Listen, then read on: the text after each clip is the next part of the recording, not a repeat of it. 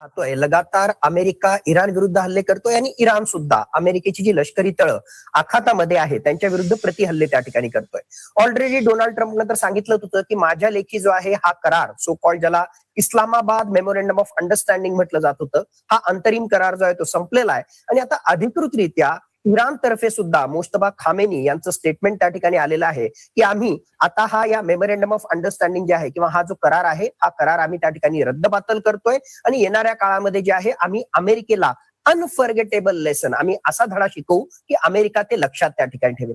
खरं म्हटलं तर मुस्तफा खामेनीच्या नावावर जरी अशा प्रकारचं स्टेटमेंट येत असेल, मी अजूनही साशंक आहे की मुस्तफा खामेनी हा खरोखरच जिवंत आहे का तो अशा परिस्थितीमध्ये आहे की अशा प्रकारचे स्टेटमेंट त्या ठिकाणी देऊ शकेल. पण एक गोष्ट मात्र नक्की की हार्डलायनर IRGC हे नक्कीच इराणमध्ये जे आहेत आज वर्चस्व ठेवून आहेत आणि तेच वेगवेगळ्या प्रकारचे निर्णय घेत आहेत.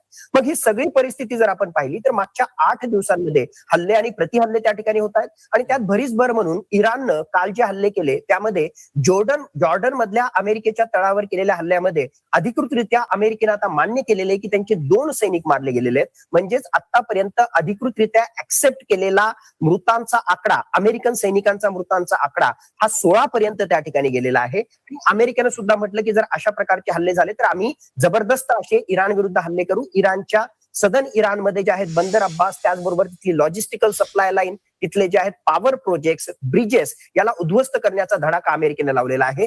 इराणनं ऑलरेडी धमकी दिलेली आहे की आमच्या पॉवर प्रोजेक्ट्सवर जर तुम्ही हल्ला केला तर आम्ही होर्मुझची सामुद्रधुनी तर चोक केलेलीच आहे, परंतु येमेनमध्ये बाब अल मंडेब हे हुतीच्या मदतीनं त्याला सुद्धा चोक करू. आणि जर खरोखरच तसं झालं तर संपूर्ण जगाला तेलाचा सप्लाय करणारा 20% सप्लाय हा हुर्मुझच्या सामुद्रधुनीच्या माध्यमातून आणि बाब अल मंडेबच्या माध्यमातून होणारा 13% सप्लाय, म्हणजे साधारणतः जगाचा 1/3 ऑइल सप्लाय हा बाधित होईल आणि नक्कीच त्याचा परिणाम आंतरराष्ट्रीय अर्थकारणावर होईल. तेलाच्या किमती ज्या ऑलमोस्ट $70 पर्यंत प्रति बॅरल पर्यंत खाली पोहोचल्या होत्या तो $100 प्रति बॅरलच्या पलीकडे पोहोचतील. एकूणच जे आहे जगामध्ये अर्थकारणाच्या पॉईंट ऑफ व्ह्यू पाहिलं तर मंदीचे वारे वाहायला लागतील आणि दुर्दैवानं यात सगळ्यात बुरे हाल जे आहेत ते भारतासारख्या अर्थव्यवस्थेचे होतील. महागाईचे वारे जे आहेत ते पुन्हा वाहू लागतील. अशा प्रकारची परिस्थिती आहे. येणाऱ्या काही आठवडे, काही महिने माझ्या मते हे हल्ले प्रतिहल्ले आणि हा संघर्ष सुरूच राहील. परमनंट सीज फायर होण्याचं दूर पर्यंत इराण आणि अमेरिकेमध्ये ते काही नाव त्या ठिकाणी घेणार नाही. आणि कारणच मुळात असं आहे की हा सगळा अंतरिम करार का संपुष्टात येतोय.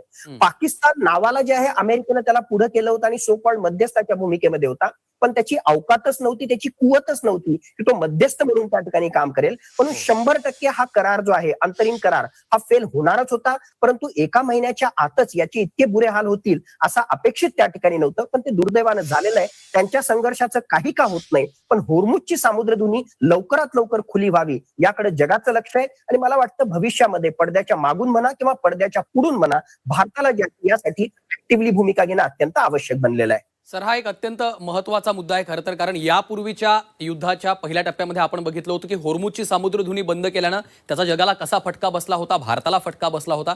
आणि यावेळी तर त्यांनी आता येमेनमध्ये देखील इशारा दिलेला आहे. त्यामुळं या सर्व घडामोडींचा परिणाम हा भारतावर देखील तितकाच होणार आहे. सर, खूप खूप धन्यवाद या सविस्तर विश्लेषणासाठी.